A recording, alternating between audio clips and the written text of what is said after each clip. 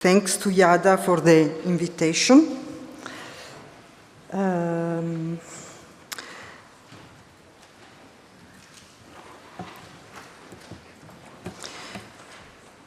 In our presentation today, we would like to introduce you to conservation options for textile book bindings, using examples from the collection of the Austrian National Library. For many centuries, textiles have been used as covering materials for book bindings. We find velvet or silk and other fabrics with or without gold and silver fittings, or embroidered silk decorated with pearls, gold, and silver threads to give greater elegance to the bindings. In our collection, we also find more simple silk bindings in different colors and patterns. These types of textile binding tell us a story before we open the book. They tell us the approximate date, the symbols that tell us who they belong to, and the fine materials speak to their importance. The individual aesthetic is particularly fit for books with a representative function. I would like to point out the binding in the middle was printed in Leuven in the year 1739. In these pictures, we can see different types of binding originating from different European countries, and we are so fortunate that none of them have been restored and are original. Here are a few more examples of original covers in our collection. The collection also includes numerous examples of textile bindings. Light, high temperature, low humidity, and dust are major enemies of textile book bindings. The spine of book is the greatest risk of damage due to light and mechanical stress. Repair attempts from the past are also a common cause for binding damage. Conservation was handled differently in the past. The priority was often functionality, which sometimes result in damage caused using inadequate materials and adhesives.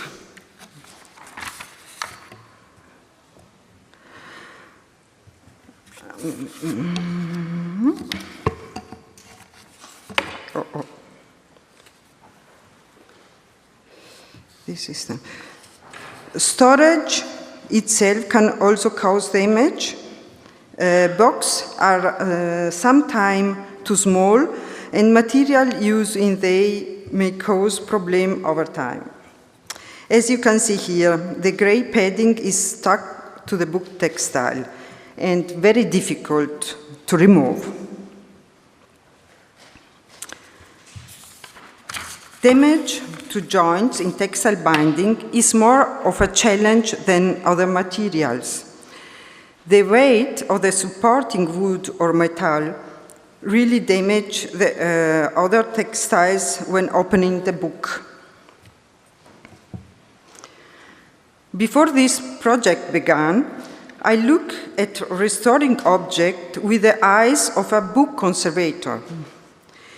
It was clear to me that I needed the eyes of a textile conservator.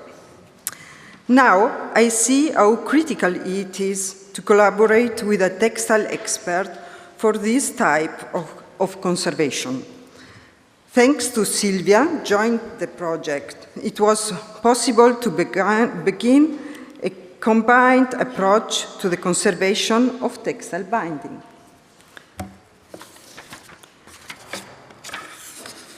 The methods to conserve textile bindings include adhesive-based and sewing technique. Cleaning is always the first step before any further intervention. This is my toolkit. You can see we use silk, cotton, linen, polyester, tulle, silk threads, curved needles, and so more. About dyeing, additional materials and threads are often dyed with synthetic dyes to integrate with the original textile. For our conservation textiles, we'll use Lanacet dyes for wool and silk, or solophenil dyes for cotton and linen. I will now show you two case studies from the Austrian National Library as example of our interdisciplinary approach. The first is the Homage to Maria Theresia, 1740. The binding is covered with a gold textile. The ground textile is silk with pattern in gold threads. Both front and back covers have appliqué embroidery of coats of arms with gold, silver, and silk threads. About the condition, the textile surface was very damaged. The textile was completely torn at the front joint and at the back. The gold threads in this area were completely lost. The spine textile was broken in several places. Along the side edge of the covers, gold threads were missing and many were loose. Metal threads had heavily oxidized due handling with bare hands, probability, and bad climatic condition. Some threads on the coat of arm were loose. About the conservation concept. Because the spine was very damaged, the question was if it would be better to reinforce it with sewing or adhesive techniques. After examining the textile type and potential risk, we decided to use sewing-based conservation. To minimize stress and tension on the textile, we reconstructed the spine as a hollow back rather than retaching it firmly. For stabilizing the supplementary fabric on the spine, we used a silk crepelin pre-coated with Lascaux 498 HV and water 1:6. And additional hollow tube provide mechanical support without adhesive contact with the textile. At first, we dry clean using a soft brush and a micro vacuum cleaner and polyurethane sponge. After dry cleaning, we choose a suitable textile for conservation to match the original. Then we had to dye the textile, which can be quite a challenge. The production of dye is relatively complex, and it takes some experience and patience to reach the edge shade. Next, the new silk was inserted under the original textile, and then fixed with very thin insect pins.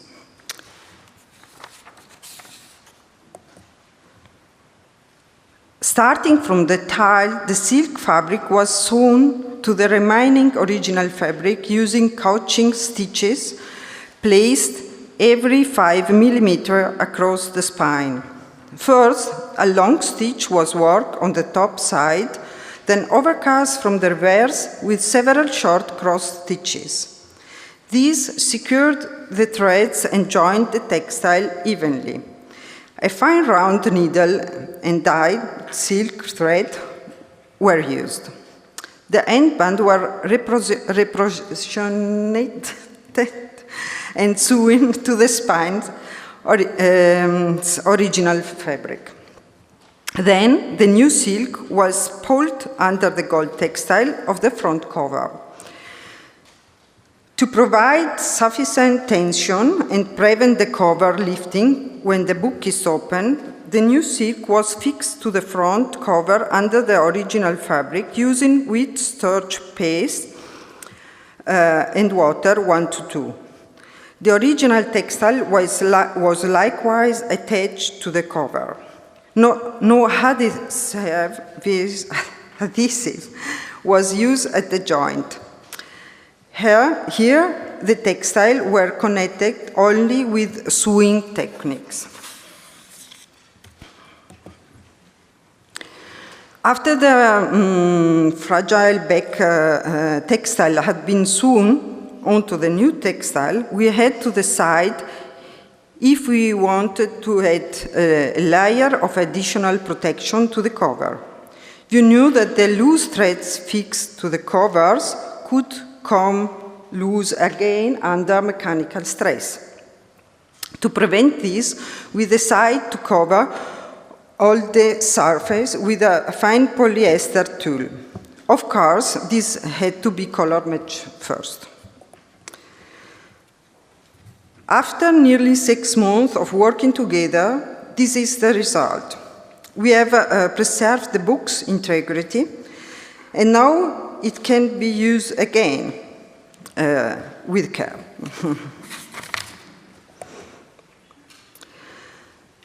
After the successful collaboration with Silvia, I reached out to her again for textile expertise. And she said, yes, again. Which brings me to the second case study, a manuscript dedicated to Emperor Maximilian II. The black velvet was only fragmentary preserved on the spine, with losses along cover edges and missing pile in several areas. The textile was extremely brittle. It was dyed black with iron gall ink, which was confirmed by XRF analysis. The fibers have been damaged by the activity of iron. Due to the poor condition of the binding, we had to stabilize the end band, the sewing, and reline the spine. For the planned hollow spine structure, a custom-fit spine lining made of laminated Japanese paper was formed directly on the book. Because of the textile high fragility, an adhesive-based method was chosen. Sewing with needles thread would have created more damage. First, we dry cleaned the binding using a soft brush and micro vacuum cleaner, as well as a PU sponge like the technique used in the homage to Maria Teresa. Originally, the book had a tight back, meaning the velvet was glued directly to the spine lining and book block. This resulted in a great deal of stress during opening. Therefore, we chose a hollow spine construction to allow the spine covering to lift away from the book block when opened. We did this by creating a new spine from layers of Japanese paper and attaching it to the lateral edge of the book block spine. Also. We tested many different variations of adhesive. In the end, we decided to use a 1-to-1 mixture of Lascaux 498 HV acrylic adhesive and wheat starch paste. We found this to be the best option to be able to remove it in the future if needed. We applied in this section using a heated spatula. In these photos, we see the selection of the support textile, of the colors, and the application of the new textile under the original textile. This is the result after the 3-month work. The book can now be opened without a lot of tension on the spine.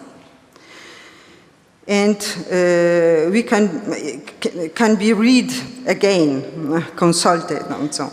The result of this conservation are regularly monitored in our library. To prevent damage, textile bindings at the Austrian National Library are stored in boxes made of corrugated cardboard from Club Conservation. Each textile binding is covered with an archival quality protective paper wrapper and placed in a folder with flaps to protect the cover edge from the mechanical damage. A photo of the book is placed on the front, so we know what's inside without having to open the book. The box, sorry. In special cases, inlays covered with plastazote are custom fitted to the box. For more complex box constructions, illustrated instructions for the correct handling of the textile binding are included to minimize damage during the use.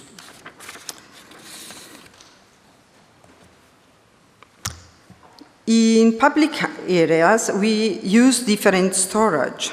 In the Baroque ceremonial hall of the Austrian National Library, books cannot be stored in closed boxes.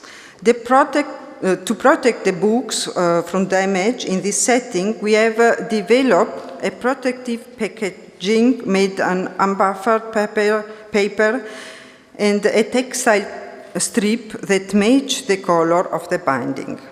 This way, the books can remain visible and still be protected from mechanical and light damage.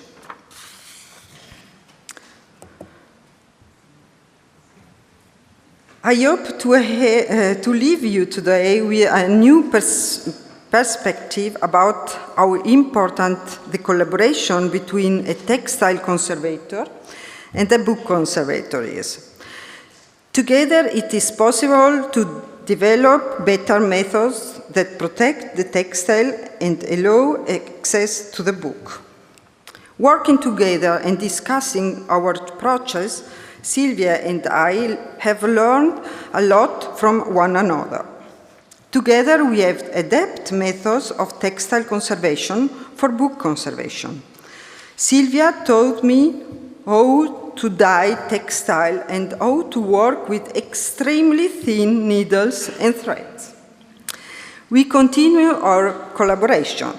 In our workshop tomorrow, we will teach the participants how to sew couchings, stitches, and how to work with pre-coated fabrics. Finally, I would like to mention all the colleagues and the institutions that we have followed over the years and that have inspired us. I work, for example, with Marsand in the Istituto of Patologia del Libro in Rome for 20 years, and it was the first step. And